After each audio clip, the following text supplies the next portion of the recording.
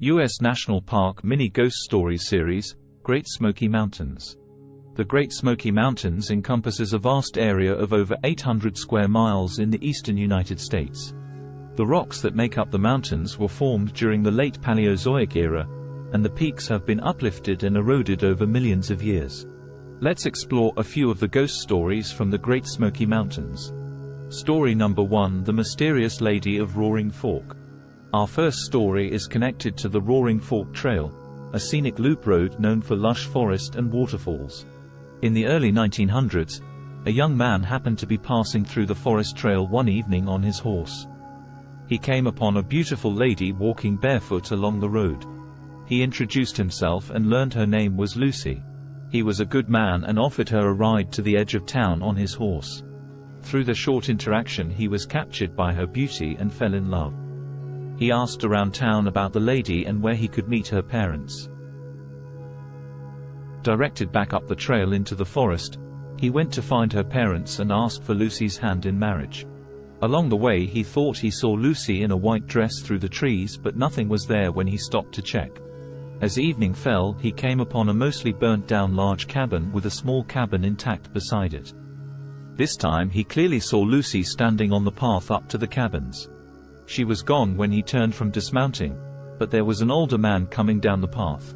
The young man introduced himself to Lucy's father, who kindly offered to let him stay in the cabin, as night was dangerous in the forest. As the young man ate dinner with Lucy's parents, he shared how he met Lucy and wished to ask for her hand in marriage. The two quietly listened and shared a look when the young man wondered why Lucy did not join them. They sadly told him that Lucy had died several months ago in a horrible fire that consumed their family's home. The young man was shocked to learn he had been seeing and interacting with a ghost. To this day, her apparition wanders the trail and woods surrounding her family's burned-down home. Story number 2: The Town Without Death. There was a young man, we'll call Ben, who came across the town, Burning Creek, while wandering the Appalachian mountain towns with a broken heart. His beloved wife had passed away, so he noticed there was no graveyard for the town. The town of Burning Creek called itself the Town Without Death. It was a small town, so the mayor had greeted Ben, who asked the mayor about the strange lack of cemetery. He was told the town had no death due to a great mineral spring from the mountains. The mayor claimed the spring water was so pure it had healing powers, and wild game kept townsfolk strong and healthy. Everyone was too happy and healthy to die. The mayor noticed Ben's gaunt frame and hollow cheeks and welcomed him to a meal at the local restaurant. As the young man ate, he pondered life without the worry of death. Ben agreed to stay when he was offered a job and new life at a local ranch as a farmhand with meals and a stable to sleep in. Ben was happy for a while with his boss and the other farmhands, working in fields, and eating meals with the townspeople at the local restaurant. He grew stronger and healthier. Then he began to hear strange whispery sounds in the woods nearby at night. Usually Ben would ignore the sounds, but as months went by he grew quite plump and the whispers gradually grew louder. He began to wonder if it was in his head or real. Ben started to become ill, having trouble working and sleeping. One night he saw the light on in the farmhouse, so he snuck up near the window to hear the voices better. Ben was shocked to hear his boss was casually making plans with the mayor and some townfolk to kill him, cook and eat him tomorrow. Ben quickly snuck away into the night toward what he thought was the nearest town. As he stumbled on something in the woods, the moonlight shone through the clouds on a gruesome sight. There were human bones all around him. He felt sick as he realized he had been eating the bodies of the dead. That's why there wasn't a graveyard in Burning Creek. Suddenly, Ben began to hear the whispers grow louder into voices all around crying and demanding, "Bury us, bury us." He was so scared that he grabbed a rock and began digging a hole. As the sky started to grow light, he finished hastily tossing all the bones he could find into the shallow grave and covered it with dirt. As he finished, the voices stopped. He hurried on his way, covered in dirt and wheezing. Luckily for Ben, the sheriff in the next town observed his dire state and listened to his tale. Though the sheriff wasn't a believer in ghosts, he had heard rumors that people had gone to Burning Creek and never returned.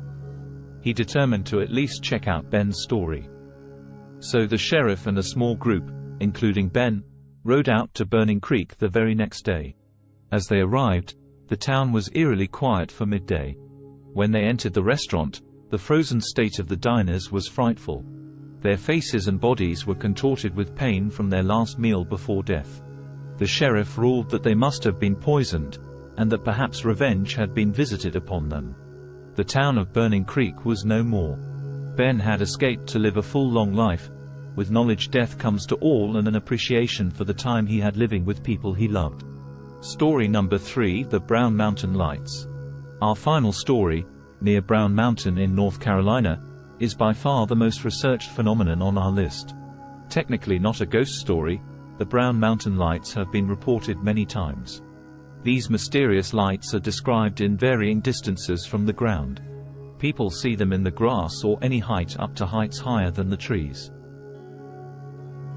There are reported beams of light stretching through the mountains, as well as round balls of light seen in varying sizes as small as a golf ball to a giant balloon. Descriptions of the light's colors are varying from white, red, yellow, orange and blue. The first published references to strange lights are from around 1910 to 1912. Then in 1913 and again in 1922 the United States Geological Survey investigated and mapped the lights reported to them, proving that the lights being seen were things like trains, car headlights, and brush fires. But that doesn't explain all of the sightings. Tales of mysterious ghostly lights have been around for hundreds of years, long before electric lights were invented. Some people have been attributed the glowing orbs to lost souls of dead miners or other worldly spirits. Light orbs or ghosts, there are haunts and mysteries in the Great Smoky Mountain area. What stories have you heard? Thanks for stopping by. Please like and subscribe for more entertaining content.